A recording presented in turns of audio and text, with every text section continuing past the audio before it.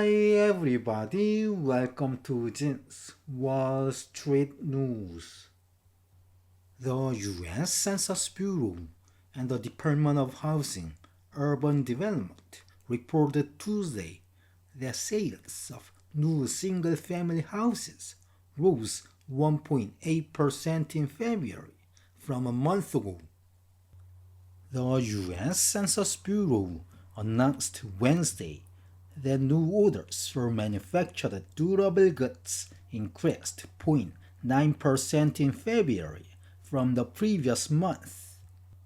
According to the U.S. Department of Labor, the number of Americans claiming unemployment benefits fell from 225,000 to 224,000 in the week ending March 22nd. On Thursday, the National Association of Realtors released pending home sales, a forward-looking indicator of home sales based on contract signings, up 2% in February, month-over-month. For the U.S. stocks, S&P 500 fell 0.33% and the Nasdaq Composite slipped 0.53% on Thursday. The U.S. Census Bureau and the Department of Housing, Urban Development reported Tuesday that sales of new single-family houses rose 1.8% from 664,000 in January to 676,000 in February, up 5.1% from 643,000 in February last year. Meanwhile, the median sales price of new houses fell 3% from $427,400 in January to $414,500 in February, down 1.5% from $420,900 in February last year. The U.S. Census Bureau announced Wednesday that new orders for manufactured durable goods increased 0.9% from $286.6 billion in January to $289.3 billion in February, up 3.4% from $279.9 billion in February last year.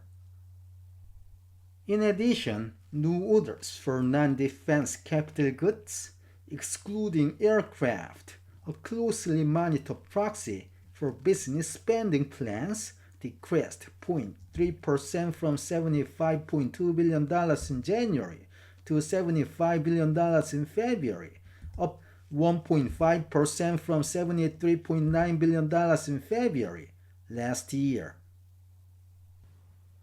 According to the U.S. Department of Labor, the number of Americans claiming unemployment benefits decreased from 225,000 to 224,000 in the week ending March 22nd. In addition, the number of Americans receiving benefits after an initial week of aid also fell from 1,881,000 to 1,856,000 in the week ending March 15th.